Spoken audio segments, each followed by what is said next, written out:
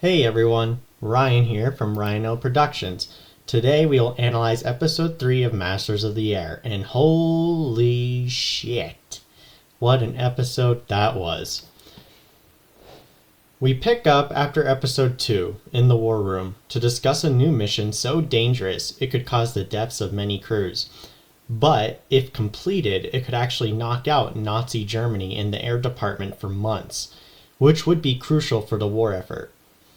We learned that the Mighty Eighth did a similar mission a year to that day with 12 B-17 bombers, but now they have 3 task forces, which include 376 bombers and 240 fighters. This is the largest aviation operation in the history of mankind. The 100th was tasked with taking out the German aircraft engine factory in Regensburg, Germany. The other 2 task forces were to strike the ball bearing factories in Schweinfurt. This operation would have the 2 task forces drop their bombs and return to England.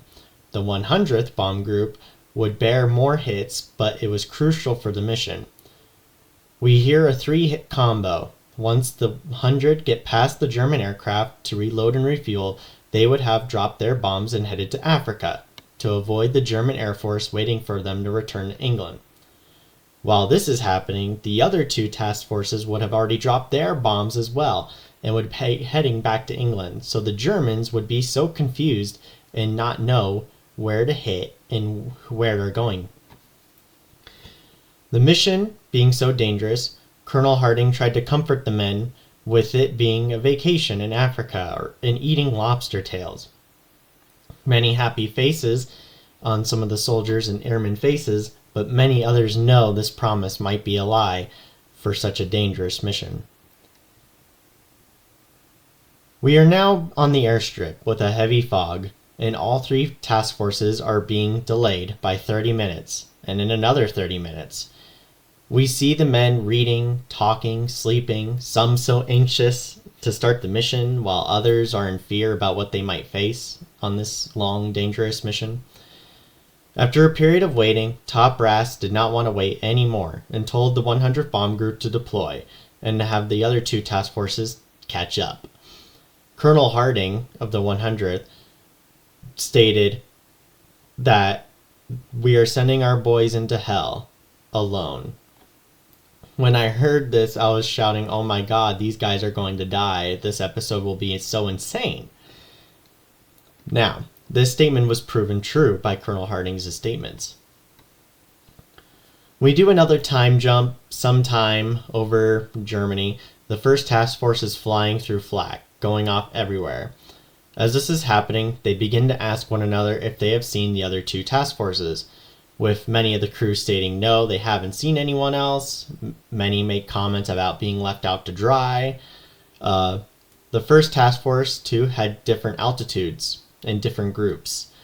Bucky wanted his group to climb to be with the others, and notices Buck's group is actually falling quite behind. When I saw this, I made a comment similar to episode 1 with the 6 B-17s that were hit, and all of them died except for 2, so 30 men died. I then wondered if Buck and his men would actually be hit, or something more serious would actually be seen in today's episode. Well, I didn't have to wait long. Just a few seconds then when German fighters showed up, and then they saw Buck too and his small group out of protection. They immediately went after them. I know they haven't shown us much in the show, and I know they can't show us everything, but when the German Luftwaffe was going after Buck and his group of B-17s, many of the gunners were actually making their shots and taking out the German fighters. And it almost kind of seems like that Band of Brotherhood, too, with making and trying to save their friends. Because when they were noticing that they were all after Buck, these guys were pissed. And they were actually trying to save Buck and his group of guys. Unfortunately, they can't do everything. One B-17 is hit in the propeller and begins to emit black smoke, a great target for any German fighter. We see a new weapon used in the show, but also used historically, rockets, or missiles being fired from the underbelly of the Messerschmitt fighter. This rocket strikes Buck's B-17 right in the nose with a huge explosion of glass, metal, and the bombardier and navigator falling, which immediately I thought they were dead. But they were only cut up and bleeding, but still dedicated to the mission. We even see the creativity of gun crews using a spent shell casing to rack the machine gun to reload after the charging handle was actually blown off. As the battle wages and the Germans are flying, we see another B-17 cockpit erupt into flames. But luckily, all 10 men get out and jump from the plane with parachutes. The B-17 we saw earlier emitting black smoke got hit again, and the whole wing actually catches on fire. The call to abandon ship was given. All the men jumped but two. Babyface and another gunner / radio man. As he was trying to jump, he notices Babyface is trapped inside the under turret, the ball turret. As he was trying to help him, he realizes that it's probably too little too late and sees the wing rip off. He then jumps, hearing Babyface's screaming, and just a few seconds later, Babyface possibly, and I believe he does, die in an explosion. Which was kind of nice to see because, I mean, his death was sad, and just really makes you kind of think, because this scene also has a deep meaning that a lot of other ball turret gunners possibly died in such a fashion, just as they portrayed out in the episode, which again is a sad thought. In just the first few minutes, we already lost 3 B-17s, but only 1 death. We then see Colonel Harding is given a report that all German fighters are now scrambled in the skies, and the other 2 task forces are now just arriving in France, 5 hours late. We now jump to Crosby, shooting a machine gun with the bombardier. In a slow motion shot, we see Cross looking out the nose and seeing parts and pieces of B-17 bombers slowly falling in the sky. And it was such a sad but actually really beautiful scene. Buck also has a scene like this, seeing all these pieces falling, but then he sees a crew member flying in the sky, which he collides with Buck's propeller and get cut in half from the waist down. Just then, another missile hits Buck's plane and kills his radio man by blowing off his legs. And also his top gunner was shot in the leg, but still stayed in the fight.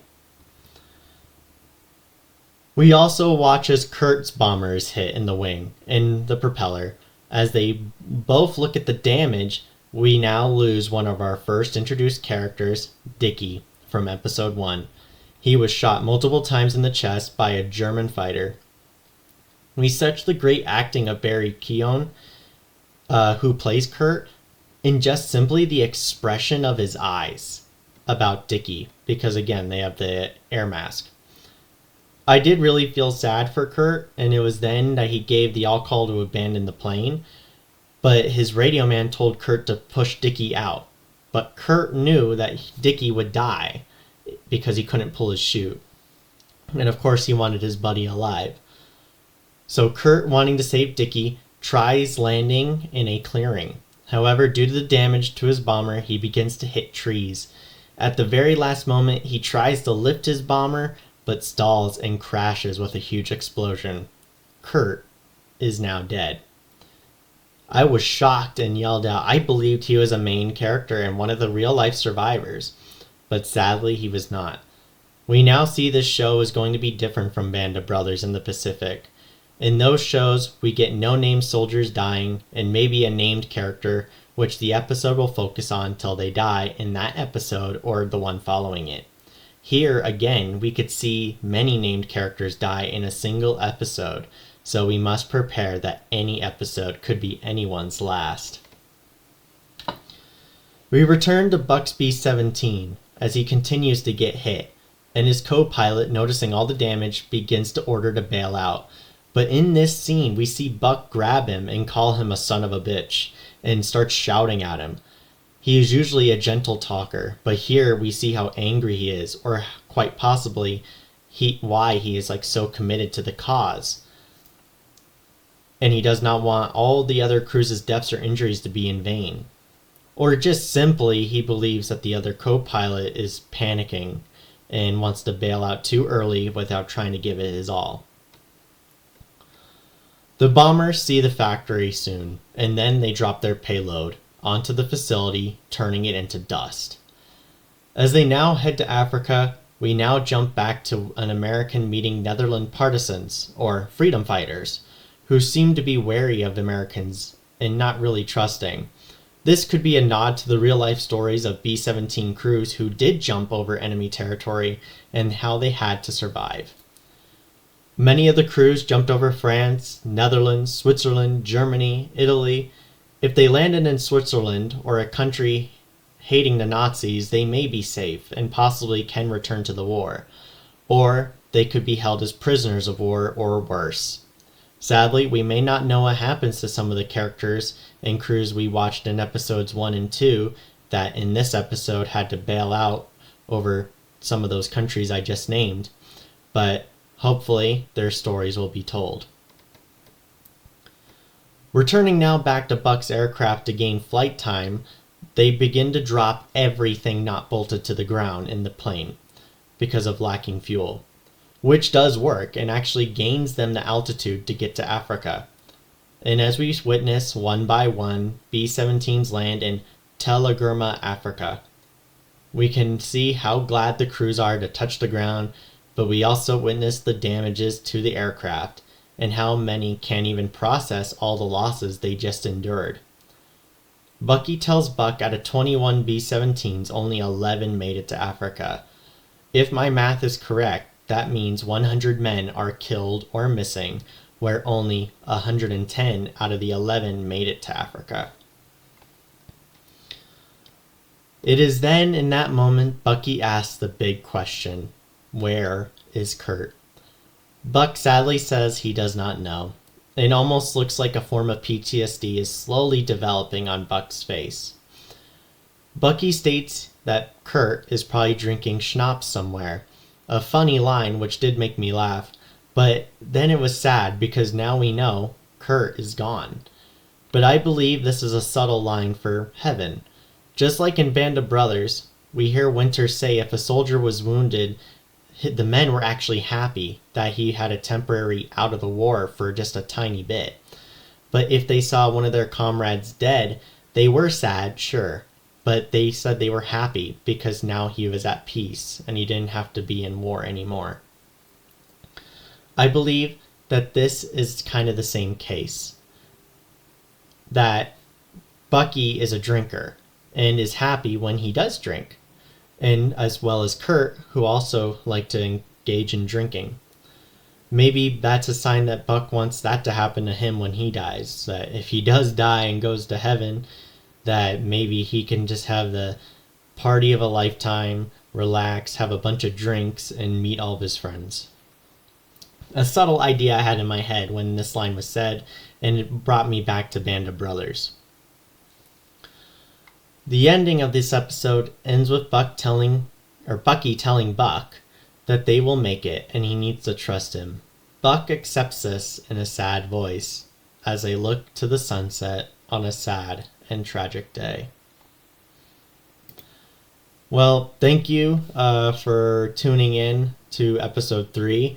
We'll begin to notice soon that I will have future content coming out. So I would really greatly appreciate if you would watch the videos to their completion, check out all my other videos coming out soon, but I will also have some comedy sketches, reviews coming out, 3D printing and laser cutting videos, painting videos. I will have just a bunch of videos coming out soon, so I would greatly appreciate a like, a follow, hit that bell, subscribe, and I will see you all in the next ones. So thank you and goodbye.